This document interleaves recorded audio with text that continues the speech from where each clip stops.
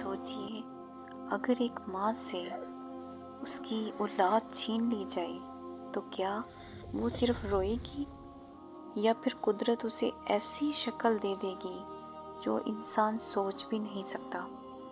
یہ کہانی ہے ایک ایسی ماں کی جو محبت میں ماں تھی اور ظلم کے بعد سام بن گئی۔ ایک دور دراز گاؤں میں کچی مٹی کا ایک چھوٹا سا گھر تھا۔ اس گھر میں زینب نام کی ایک بیوہ ماں رہتی تھی، اور اس کی دنیا تھا اس کا اکلوتا بیٹا احمد۔ احمد ماں کا سہارا تھا۔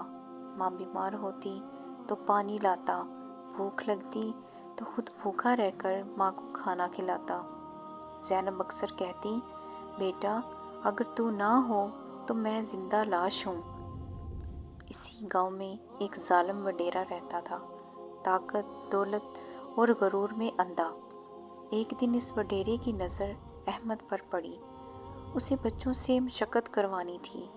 اس نے زینب کو بلایا اور کہا، اپنا بیٹا میرے حوالے کر دو ورنہ انجام بہت برا ہوگا۔ زینب ہاتھ جوڑ کر رو پڑی، میرے بیٹے کے سوا میرے پاس کچھ نہیں۔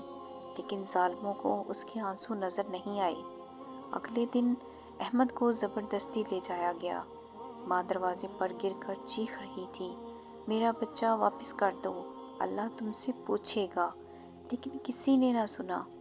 وہ رات زینب نے سجدے میں گزار دی۔ وہ روتی رہی، گڑ گڑاتی رہی، یا اللہ میرا بیٹا مجھے لوٹا دے، یا پھر مجھے ایسا بنا دے کہ میں ظلم کا بدلہ لے سکوں۔ اس رات جنگل میں عجیب سی خاموشی تھی۔ زینب بے ہوش ہو کر زمین پر گر گئی۔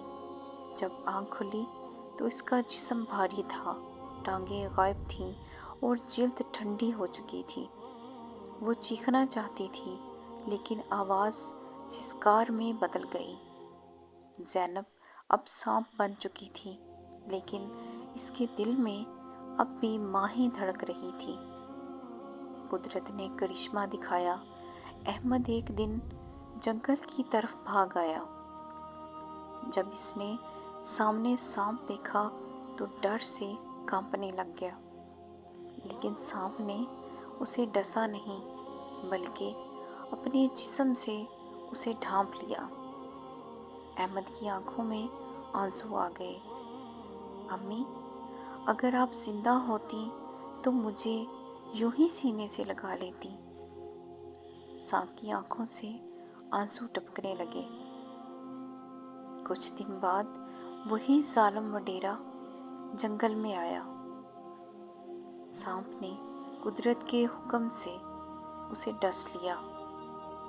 لوگ کہتے ہیں وہ وڈیرا وہیں مر گیا اور چیختا رہا، مجھے معاف کر دو، میں نے ایک ماں کا دل توڑا تھا۔ احمد زندہ بچ گیا۔ سانپ دور جنگل میں چلا گیا۔ لوگ آج بھی کہتے ہیں وہ سانپ عام نہیں تھا، وہ ایک ماں تھی۔ ماں کی دعا عرش ہلا دیتی ہے۔ مظلوم کی آہ کبھی رائے گاہ نہیں جاتی، اور اللہ ظالم کو مہلت دیتا ہے، جھوٹ نہیں۔ ناظرین، آج کی آپ کو کہانی کیسی لگی کمنٹ باکس میں لازمی بتائیں، اور ہمارے چینل نور ہدایت کو ضرور پریس کریں۔ اللہ حافظ۔